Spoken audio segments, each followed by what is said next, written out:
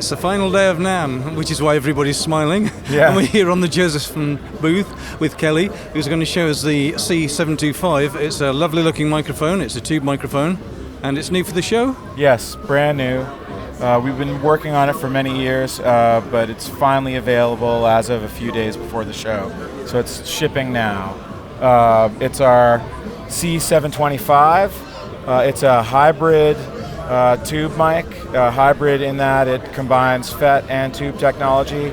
Up until now, all our microphones have been FET microphones, but they've been a little bit unique compared to other condenser microphones in that they have a front end called a cascode, which uses two instead of one FET up front for better linearity. But in our C725, our new microphone, we decided to go with one FET in the front position, followed by a tube in the second position.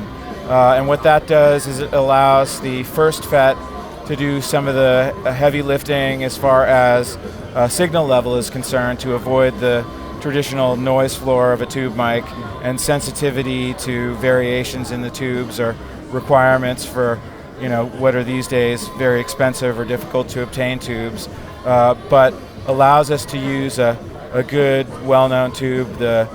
We use the EF806, which is a cousin of the EF86, which people would know more pentode, to do or provide the tube character or the correct form of compression that people like to hear when they hear a tube microphone.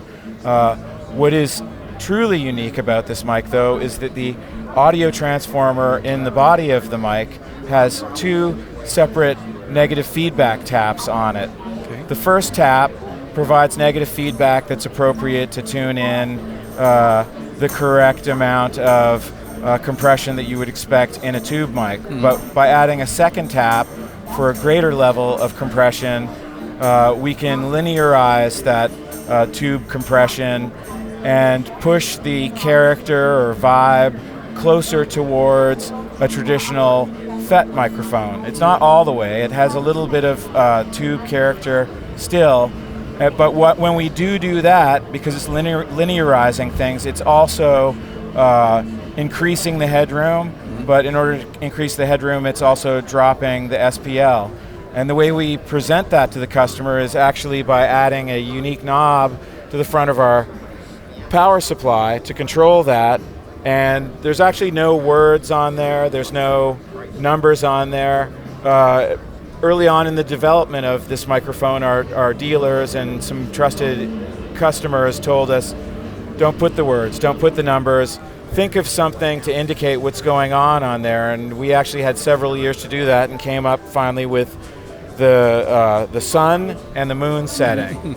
And with the sun, if you think of that, you might think of the sun's glow and tubes. So when you're on the sun, you have maximum tube character.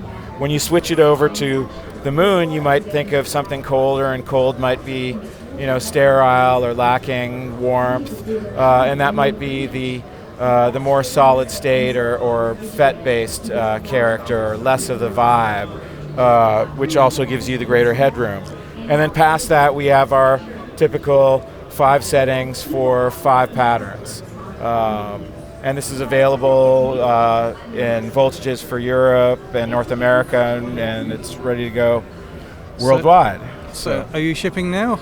We're shipping as of 48 hours prior to the show starting. We didn't want to come here and go, it's going to ship in a week or two, which is forward-looking. We wanted to be definitive.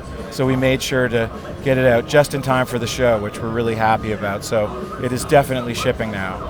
Do you have a dollar price on that? In the US, the street price is around $8,800. So not quite sure what that translates into euro today. So probably not much different. Okay, probably similar. Yeah. So, and that comes with our Pelican case and a Josephson cover. So excellent. Well, it's a lovely looking microphone. Appreciate it. Thanks a lot, Paul. Thanks, Kelly.